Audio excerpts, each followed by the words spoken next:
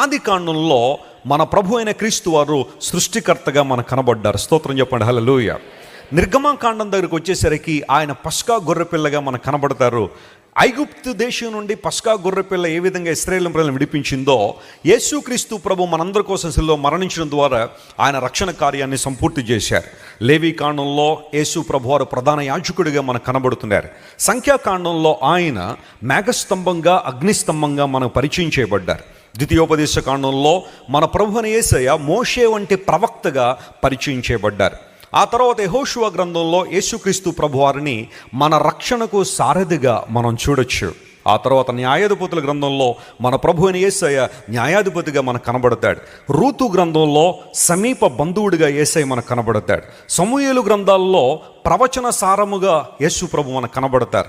రాజుల గ్రంథాల్లో ఆయన మన రాజుగా, మన పరిపాలన చేసే రాజుగా దేవుడు మనకు కనబడతాడు.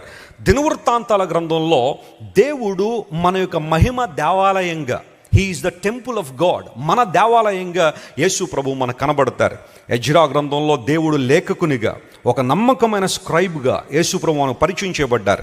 నెహెమ్యా గ్రంథంలో పడిపోయిన ప్రాకారాలు కట్టగలిగే సామర్థ్యం కలిగిన వాడిగా యేసయ్య మనకు పరిచయం చేయబడ్డారు. ఎస్తేరు గ్రంథంలో బంధకాల్లో ఉన్నవారిని కూడా హెచ్చించగలిగే సామర్థ్యం కలిగిన వాడిని పరిచయం చేయబడ్డారు.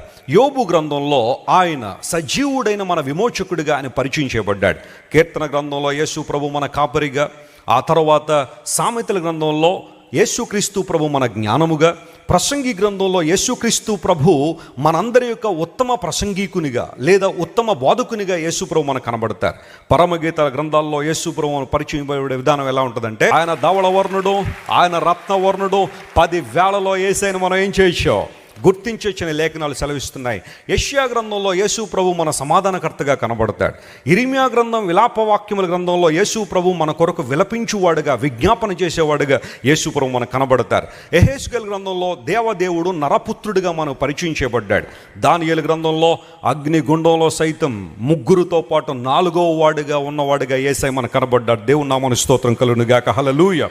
ఆ తర్వాత హోషేయ గ్రంథంలో యేసుక్రీస్తు ప్రభువారు మన పెండ్లి వరుణుగా ఆయన పరిచయం చేయబడ్డారు. యోవేలు గ్రంథంలో పరిశుద్ధాత్మ ద్వారా మనల్ని అభిషేకించు దేవునిగా యేసు ప్రభువును పరిచయం చేయబడ్డారు.